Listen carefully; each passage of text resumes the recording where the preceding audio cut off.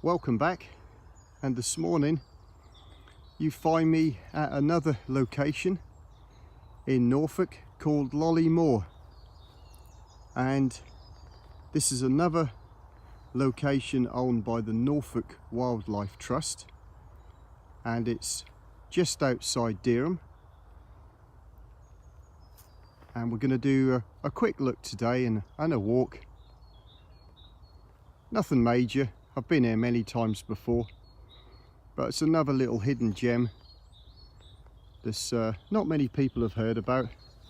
The only glaringly obvious problem with this site, as you can see, are these power lines that run directly through the site. I don't know the acreage, it's not a particularly big site, similar to Scarning Fen, which I have footage of on other videos, but it's still an absolute beautiful little place with lots of wildlife, plants. I don't know if you can hear those birds singing, but it is a wildlife haven. It's very boggy, very marshy, but we're going to have another look today and see what things we can see.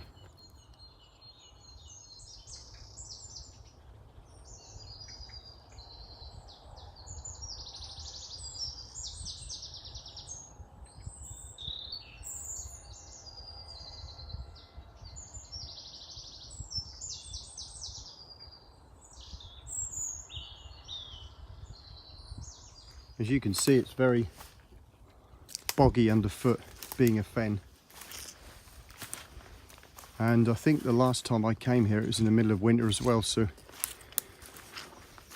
it's certainly not somewhere you want to come without adequate footwear. We're now walking around the circumference. It's quite cool when you're out of the sun, but when we're in the sun today, it's actually very warm. Forecast today is saying it could be anything up to 20 degrees in parts of the UK. I think here it's likely to be 14, 16. Very unseasonal.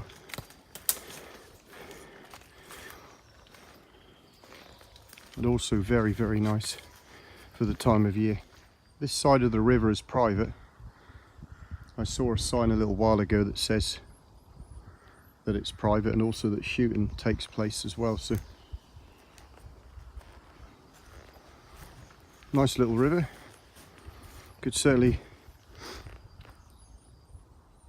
drink from that, I think, once you filtered it or boiled it. You can just see a road in the distance. I don't know if you'll see it, but like I said, this is quite a small area.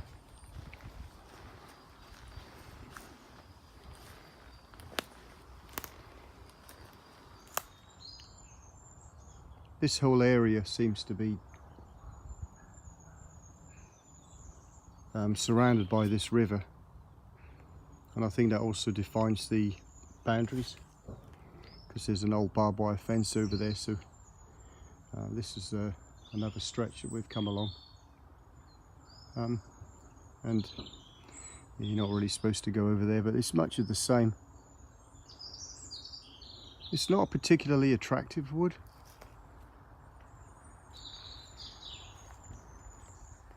Not like East Wretham with the Scots pines.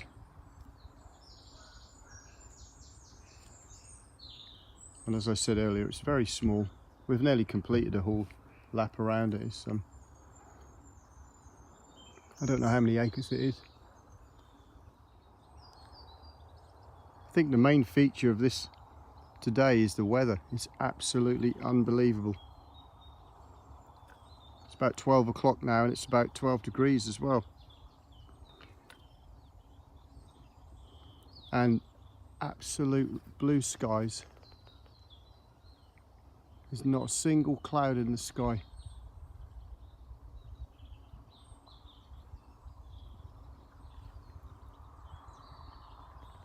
Absolutely beautiful. Yeah, this is another typical site really, like Scarning Fen. Very small, You can hear road noise. It's not as bad as the A47 at Scarlin Fen. A lot of loud bangs. Sound like a bird scarer. Probably the other side of that river where we're not allowed to go because it's private. But yeah, just another fen moorland. Very, very boggy. I've got my walking shoes on today, but you could really do with some boots, as you can see here. It's like this. You have to be careful where you walk, obviously, as well. You don't want to trample on any plants or anything, but I've seen lots of fresh footprints, so it is fairly well used, I would imagine, by local dog walkers. As those houses just the other side of those, put it in focus, just the other side of those trees. The road is basically where the gate is there.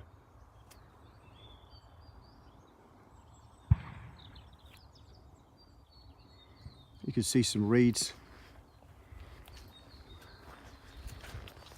But again, this is just another place close to home. Probably about a mile from me. And quite tranquil.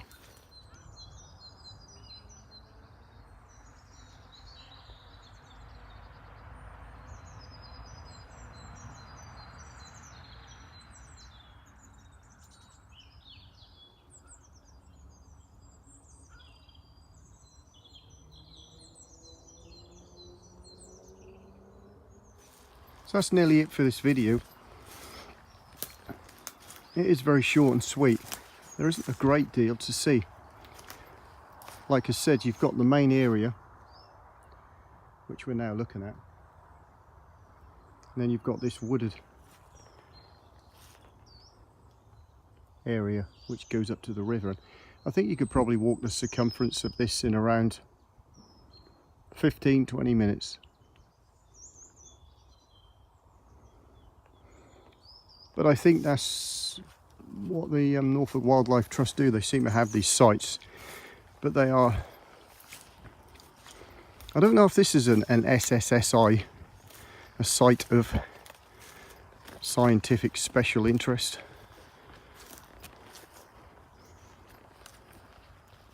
Or site of scientific special interest. And I think they're just left to their own devices. They manage them to a degree, but I think they're left to for nature to do its thing, which is the object of it. And there's a few of these dotted around. Still very pleasant, certainly on a day like this. Probably a bit too early in the year still to see anything significant. A few daffodils and snowdrops, but again, they're not really, you wouldn't expect them to see a lot of them in a fen like this. They'd probably, you know, grow in different areas. But certainly a pleasant location, and it's a shame to ignore them when they're free to look around and on the doorstep.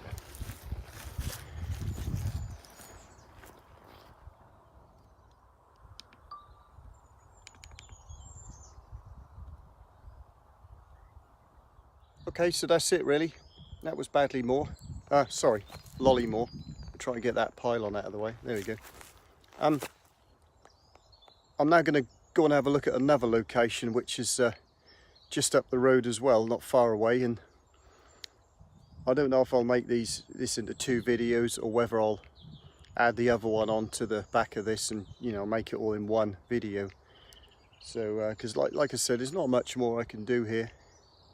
It's a nice place to come and have a look, but you're going to explore it all in probably an hour or so if you take your time. But anyway, it's still a nice little area to have a look at in the local area. So till the next one, thanks for watching.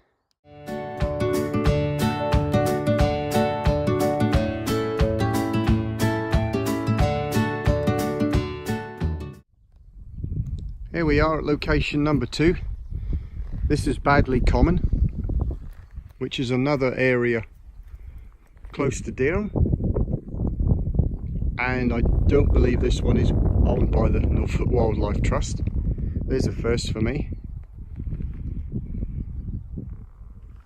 But this is another similar kind of place, but a lot bigger to the place I've just been to, or Scarning Fen. A similar kind of thing, very boggy, very marshy.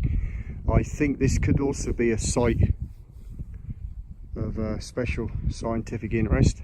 They do have cattle on here, bulls and cows and so on. But basically it goes over to near that house over there. That's kind of the boundary, and there's that barn over there. Are we in focus? Here we are. That's kind of the boundary, so it's still not massively massive, but it's bigger than the last area we were at, Lolly Moor. But basically all you can see is it. You've got this fen marshland, bits of trees, and then over here we're going to have a look first. There's some woodland in there. Nice area though, a lot quieter, not much road noise. But again, this is all public access. And then we've got this field over this side, which we're not really supposed to go into, I don't think. This is part of the, but it's much the same. So we're going to have a look, see what we can see. Beautiful day. And I'm getting a bit peckish. I might have something to eat and drink.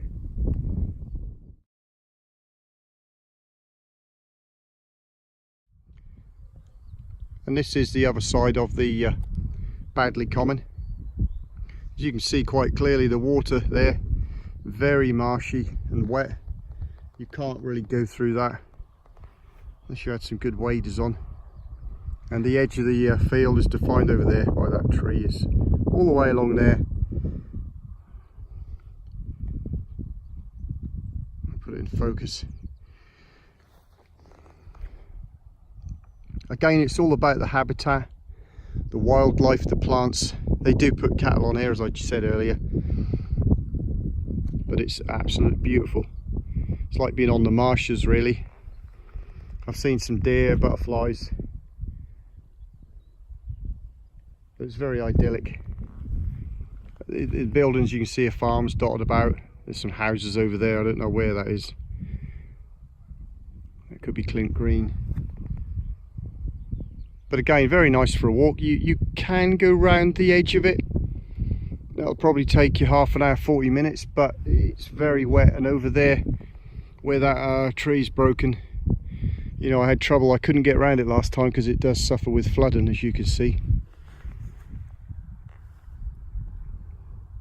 And the other side, there's some trees. The main bulk of the trees over there are the other side of the fence, the area you're not supposed to go on, but it's much the same as this. So. Anyway, I'm going to find somewhere, get a bit peckish, and have some dinner.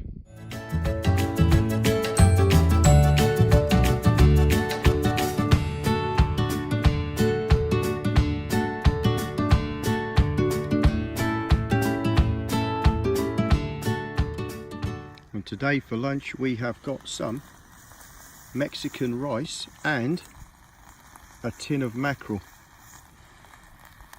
It's not Uncle Ben's rice, it's Tesco's knockoff. But it's still quite nice. And a tin of fish, lovely job. And of course a lovely coffee as well.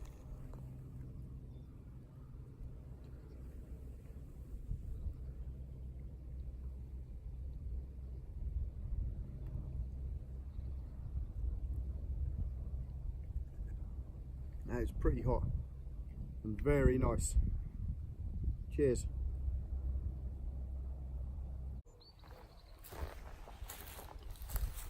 It's my little OEX chair that I got. It folds up into a little bag here. It's hard to get a sort of a reference on the size, but it's, I don't know, about a foot.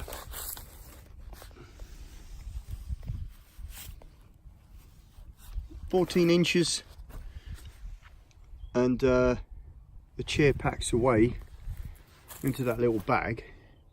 It weighs in at 1 kilo. I think the chair can take something like 90 kilos, or no, is it 100? I think it's more, substantially more than what I weigh, and it's sort of like a tent type of thing really. You've got these aluminium poles here that just slide together. You've got a fabric base you can put on the bottom to stop it sinking into the ground. It's a little bit tight getting these poles in here. If you look at the reviews on Go Outdoors, they all say the same. It's a fantastic chair. People give them great reviews, certainly on Go Outdoors. Very, very comfortable. It's got the mesh base, so if you leave it out overnight, all the water will run through it. Very comfortable. But I think Go Outdoors were selling these for about £50, but I didn't pay anything near that. I got this second hand off a good old eBay again. So very comfortable, very nice, and you know, they're not too bad to assemble. I think the weight's over 100 kilo, I'm not sure. They do seem a little bit fragile. You need to be careful when you're in it. You don't want to be jumping around. You probably could break it. But and also I've got the Snug Pack Rocket Pack 70 litre, which I use pretty much all the time now. It's probably a bit too much for a day like today, just coming out for a walk, but I love that pack, and you know, I've got everything with it. I've even got a Snug Pack ionosphere today, just in case. You know, I like to carry a little shelter with me sometimes, and if I fancy an overnighter. Yeah, pack's great, absolutely love it. Bought it last year, and yeah, that's brilliant, very good indeed. It's now about 2 o'clock and it's unbelievable. I said it earlier, sorry for repeating myself, but it really is such a beautiful day. We've had my lunch, we've had my rice and fish, nearly finished my coffee, and again, I'm not going to walk all the way around here. I've done it before and you can pretty much see everything there is to see. It's just a nice idyllic spot, somewhere to come and chill out, peace and quiet.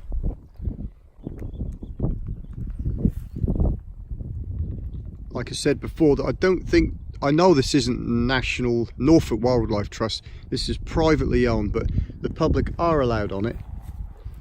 Although, like I said, there is the caveat that there's cattle on here frequently. So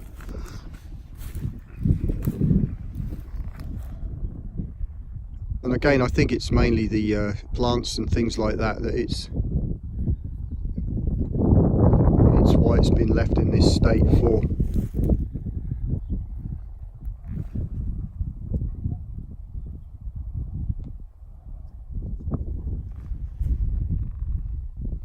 So yeah, there's not much more to see really. Like I say, I've had some lunch, and yeah, I'll finish my coffee and carry on.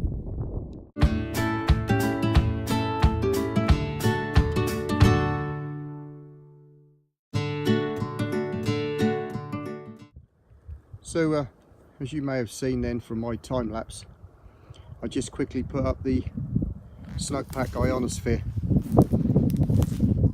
and I usually carry it with me. I'm not doing a camp or anything, but I usually carry it with me when I'm out walking, because you know, if the weather does turn really bad, I'll try and get out of shot, or you just want to lay down. It might be really windy or really cold, you're just not feeling great. I like having something with me, peace of mind.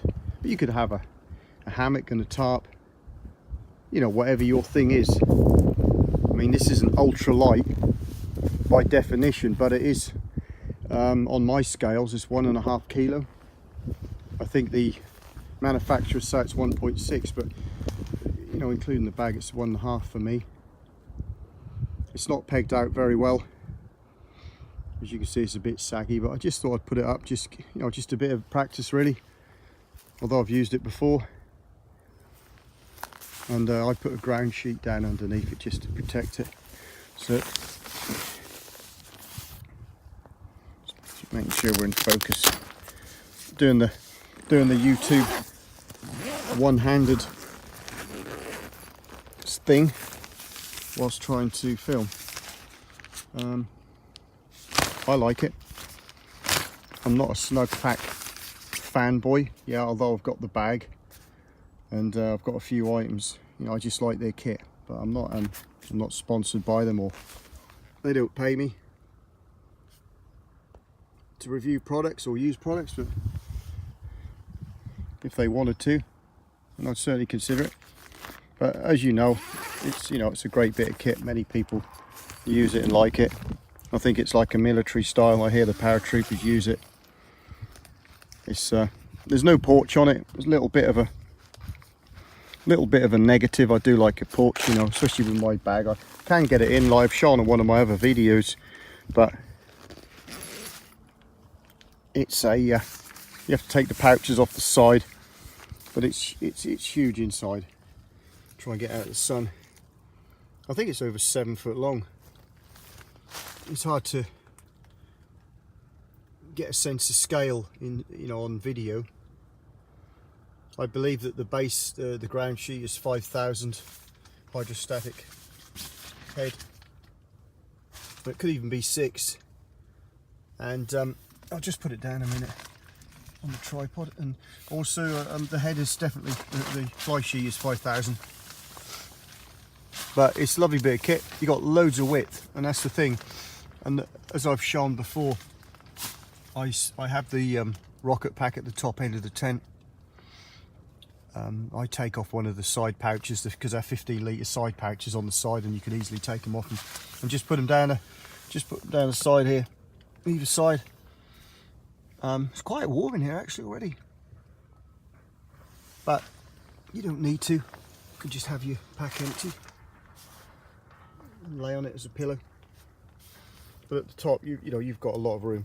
You really have got a lot of room, so.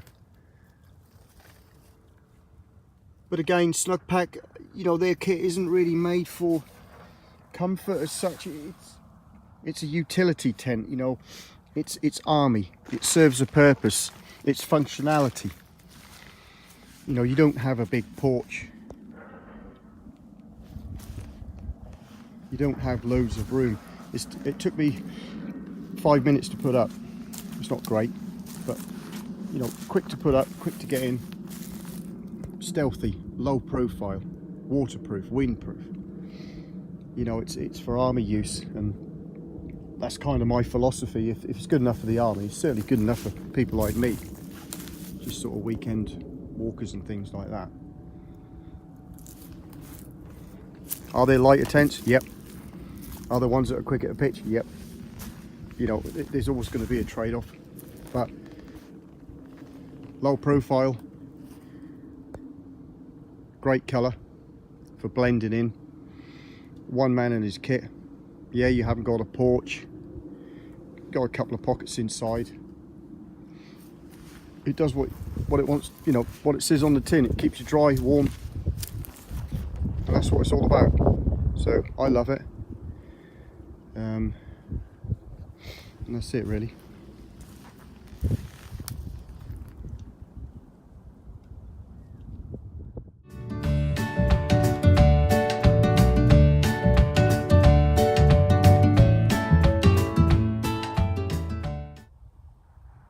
And there you go, the tent's all the way.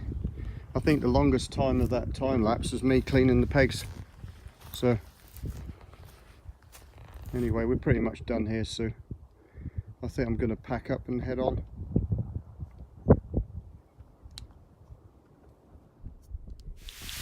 All packed up. As usual, don't leave a mess, no rubbish, no debris, no sign that you've ever been here, hence no trace. We're all done, ready to go. I think that'll do. So I'm not using my gimbal now, so anyway, yeah, I think we're all done for today. Been a nice little walk. I'll get my bike now and head back, and that'll be it. Thanks for watching. It's been a beautiful day, and until the next one, see you later.